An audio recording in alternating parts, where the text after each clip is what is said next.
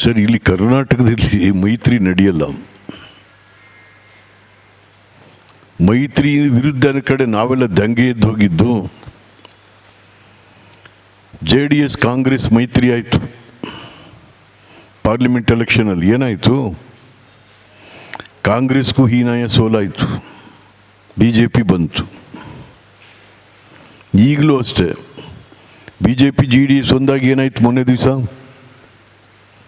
ಶಿಕ್ಷಕರ ಕ್ಷೇತ್ರದಲ್ಲಿ, ಅಲ್ಲ ಪದವೀಧರ ಕ್ಷೇತ್ರದಲ್ಲಿ, ಅಲ್ಲಿಯೂ ಕೂಡ ಅದು ಮೊನ್ನೆ ದಿವಸ ವಿಫಲ ಆಗಿದೆ. JDS ಮತ್ತು BJPಯ ಮೈತ್ರಿ ಇದು ಒಂದು ದಿಕ್ಸೂಚಿಯನ್ನು ಸೋಲಿನ ಮೂಲಕ ತೋರಿಸಿದ್ದಾರೆ ಹೊರತು ಜನರು. ಅದು ಯಾರು? ಪ್ರಜ್ಞಾವಂತರು ಇರುವಂಥ ಮತದಾರರು, ಪ್ರಜ್ಞಾವಂತ ಮತದಾರರು ಇರ್ತಕ್ಕಂಥವ್ರು.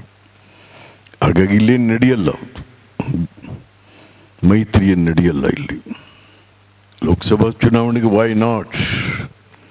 ನಾನು ಕೂಡ MP ಆಗಿ ಕೆಲಸ ಮಾಡಿರೋನು, ಹಲವಾರು ಇಲಾಖೆಗಳ ಮಂತ್ರಿಯಾಗಿ ಇವತ್ತಿಗೂ ಕೂಡ ಗುರುತರವಾದಂಥ ಕಾರ್ಯಕ್ರಮಗಳನ್ನು ಜನ ಮೆಚ್ಕೊಳ್ಳೋ ರೀತಿಯಲ್ಲಿ ಇವತ್ತಿಗೂ ಕೂಡ ಅವು ಕಂಟಿನ್ಯೂ ಆಗ್ತವೆ, ನಾವು ತಂದಿರತಕ್ಕಂಥ ಕಾರ್ಯಕ್ರಮಗಳು.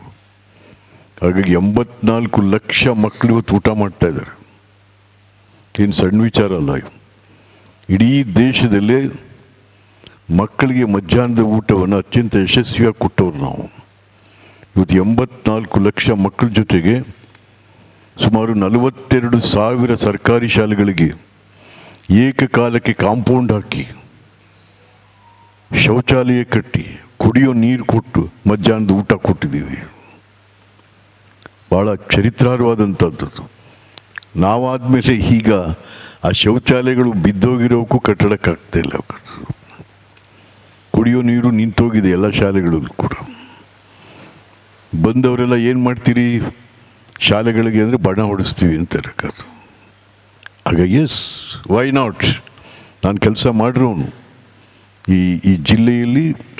ಮತ್ತು ಈಗ ಟೊಬ್ಯಾಕೋಗೆ ನಾನು ಈ ಸಮಯದಲ್ಲಿ ಮನೆಯಲ್ಲೇ ಕೂತ್ಕೊಂಡು ಹರಾಜು ಮಾಡ್ಬೋದಾಯ್ತು. ನೀವು ಎಲ್ಲೂ ಅಳ್ಳಾಡಂಗಿಲ್ಲ. ಆ ರೀತಿಯಾದಂಥ ಕಟ್ಟುನಿಟ್ಟಾದಂಥ ಇದು ಮಾಡಿ ತೊಗೊಂಬಂದಿದ್ವಲ್ಲ, ಸಂಪೂರ್ಣವಾಗಿ ಕಂಪ್ಯೂಟರೈಸ್ ಮಾಡಲಾಗಿತ್ತು. ಎಲ್ಲಿಯೂ ಕೂಡ ದಳ್ಳಾಳಿಗೆ ಏನೂ ಅವಕಾಶ ಆಗಬಾರ್ದು, ಆ ಥರ ಮಾಡಿಟ್ಟಿದ್ರು. ಈಗೇನಾಗಿದೆ? ಯಾವ ಪಾರ್ಟಿ ಅಂದರೆ ನಮ್ಮ ಹಳೆ ಪಾರ್ಟಿ ಕಾಂಗ್ರೆಸ್.